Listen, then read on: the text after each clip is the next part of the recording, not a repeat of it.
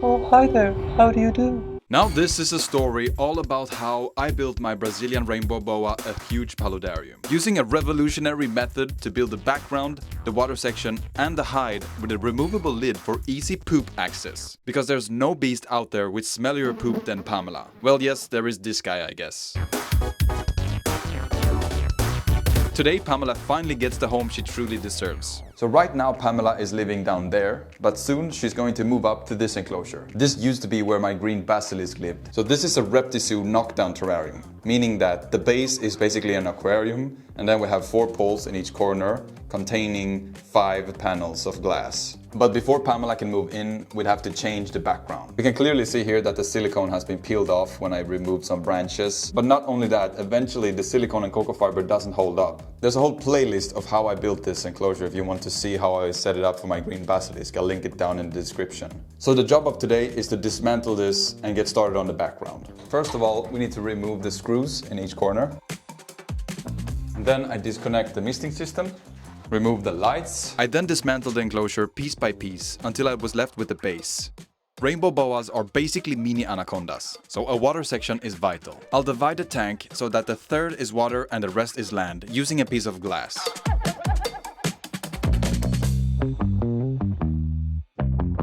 So we have the backgrounds laid out here in front of us. There's a lot of gunk on it, a lot of clay, a lot of things that I just want to wash off.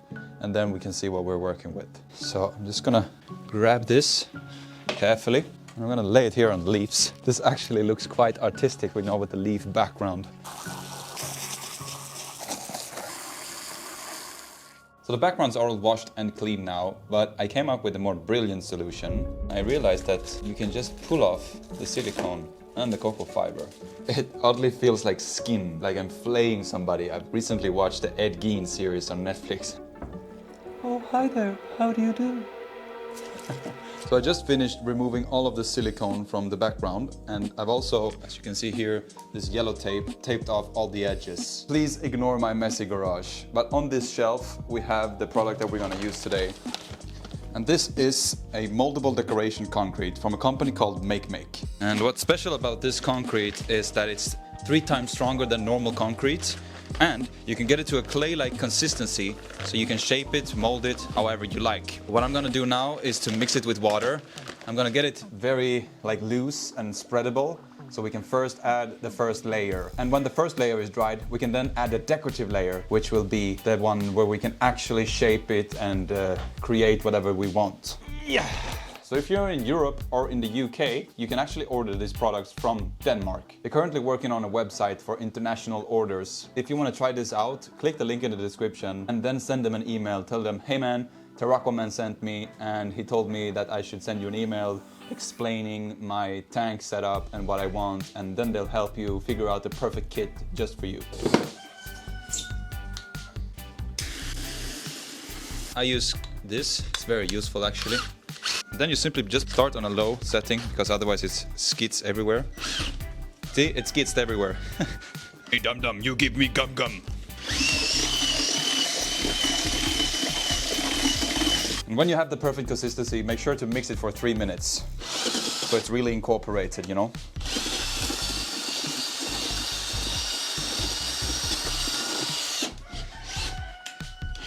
Yeah. So once you have your desired consistency, what you do is with your hands, but of course you need gloves because this is very irritating for the skin. What you do is simply just slap it on. It's like that. You see, that's why I wanted it very easily spreadable.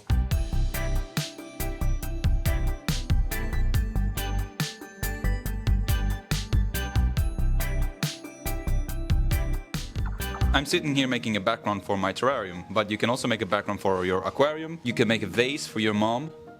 You can make a pumpkin for Halloween. You can make an elf for Christmas. You know, whatever you want. This is what they use in zoos, man. This is the bee's knees. There's literally no limit to what you can make. I'm gonna finish this and I'll see you tomorrow when everything is dried. The next day I added the second layer. I made sure to add a thick layer about 2 to 3 centimeters, where I wanted really pronounced details. About 3 to 4 hours later, the concrete had hardened, but not dried completely. This is the perfect time to add details. I used a trusty nail to do this, but on Make's website you can find the right tools for the job.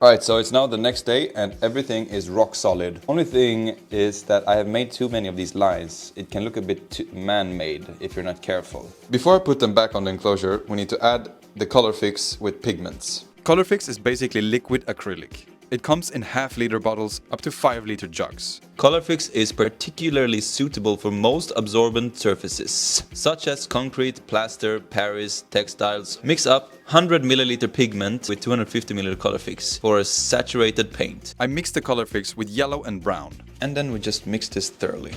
See what we get. Okay, we have a nice brown color. It's very simple. All you need to do is paint it. The great thing about this is that if you paint it completely and then you realize, oh no, I want it pink instead, or black, or a different color, you can do that. You can just paint over it. As I applied the color to the background, I realized that it was a bit too orange for my taste. But as I said, no need to worry. Simply tweak the mix with darker pigments until you're satisfied. It takes a bit of trial and error. The following day, I removed the tape and installed a new background. I applied some concrete in between the panels to make it look seamless. While the concrete was curing, I did a water test, which came out positive. The next day, I painted the seams. Now we can start on the water section. I started by siliconing 2 pieces of styrofoam, one to the side and one to the back. Next, I added the concrete. The following day, I detailed it. The day after that, I painted it. And finally, using the dry brush technique and a brighter color, I added some highlights. Now the background is ready, which means we can move on to the 2-part drainage layer. In the bottom, I use classic Leica balls.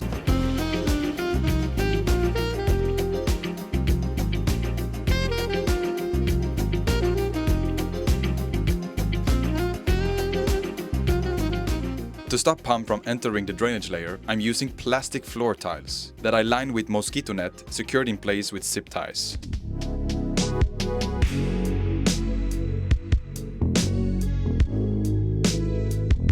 The goal is to have a long-lasting, nutrient-dense and well-draining substrate. In attempt to achieve this, I mix organic topsoil, sand, cocoa husk, substratum, gravel and leaf litter.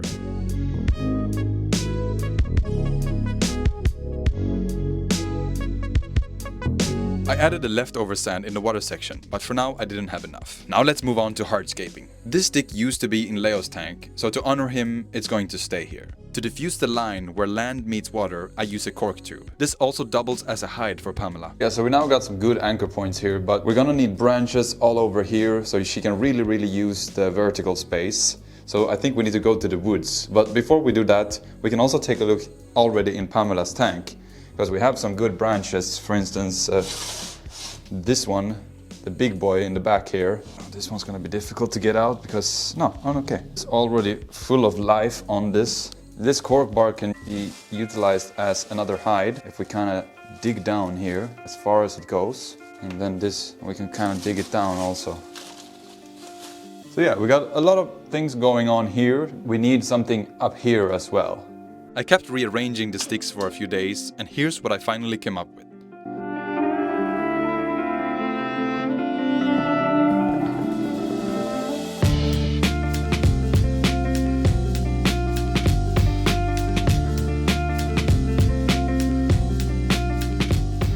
The plan was to use a variety of plants, but I decided to only use 2 for now: ferns and moss.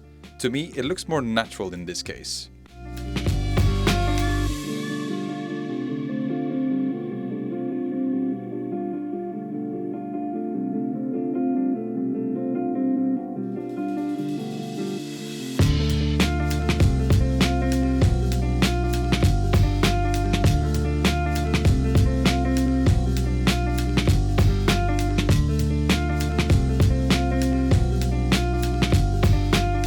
I use the same concept in the water section. I won't be using any plants that require a nutrient-dense substrate. Instead, I'll use sand and gravel. Scaping the water section, I have to keep in mind that it's for a large snake.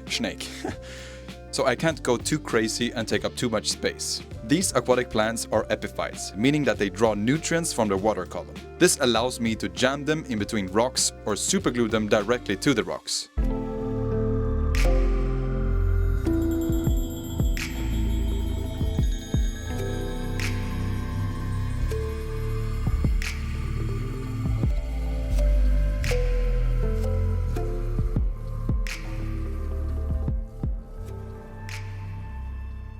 So as the water section is clearing up, we're gonna build Pamela's new hide. And I've drawn inspiration from this tree stump right here that I found near my house. And here you can see a very detailed sketch on how it's gonna be. It's gonna be 20 centimeters high, 35 centimeters long, and 25 centimeters deep. The skeleton of the hide is gonna be styrofoam, but covered with Make's concrete, of course. This morning I received a new cool gadget from Make. If you're a person that regularly cuts styrofoam, this is very handy. This is a styrofoam cutter. Now, in theory, we should just be able to slice this like butter. Oh, mamma mia. This is so satisfying. Okay, a quick disclaimer. You see all this smoke?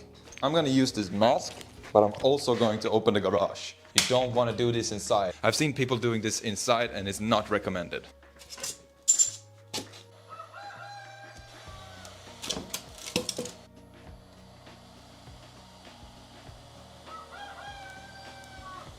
After cutting the styrofoam, I glued it together with hot glue and started shaping the hide.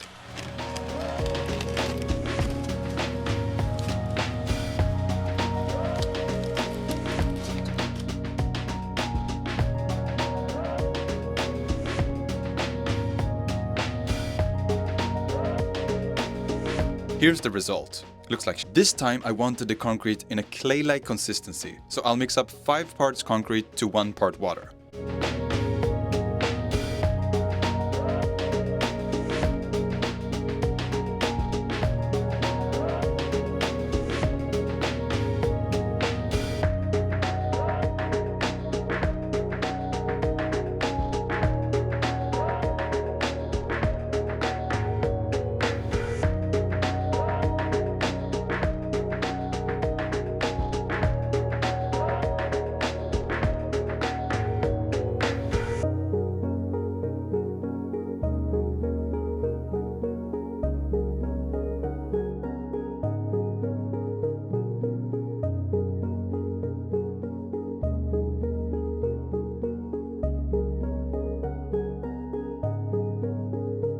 So it's now the next day, and as you can see, it has completely changed color. That is why I went over with this file, you know, especially inside to smooth it out, because some of the surfaces was very rough.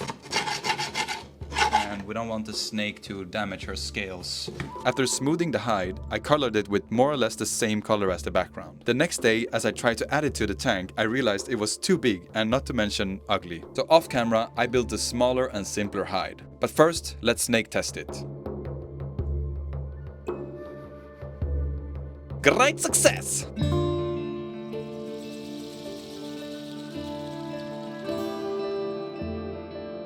With everything finally in its place, I could now add springtails. They will help keep mold in check.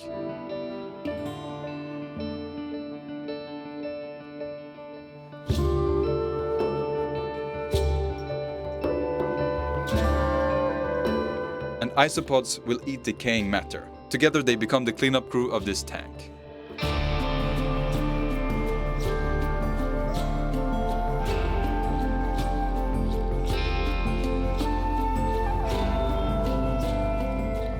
I recently took down the Blackwater Neon Tetra tank, and in my green basilisk previous tank I used to have some guppies, snails and shrimp, and everybody is in this container.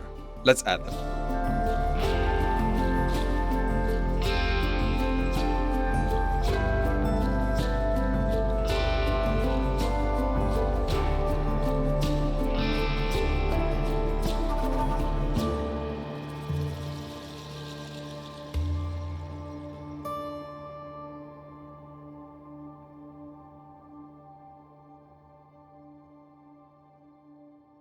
Alright, so it's now been 2 weeks since we set this up, and a few things has happened. For one, some of the plants are suffering, or to be honest, all of them are suffering.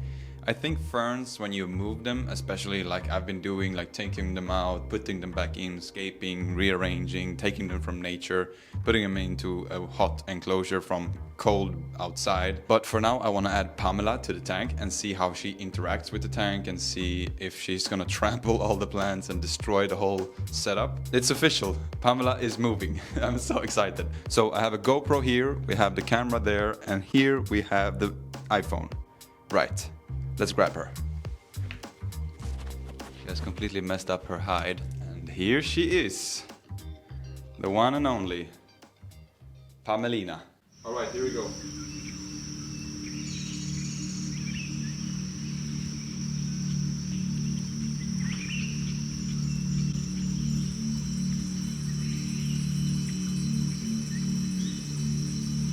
Let's see what she does.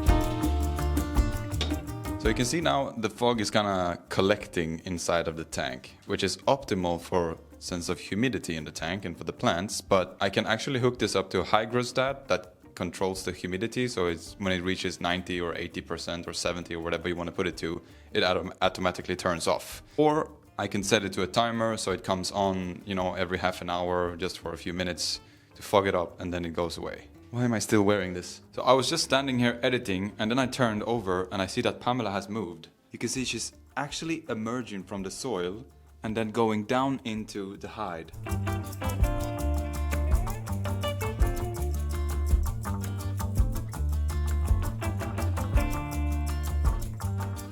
So let's say it's maintenance day and I just want to check and see if she's pooped inside the hide. All I have to do is to grab this fern piece, put it to the side, and then I simply lift the lid. Let's remove it. And there she is, inside her new custom-built hide. And she's freaking out because she thought she was safe, and this is probably not a good thing to do, so let's not bother her.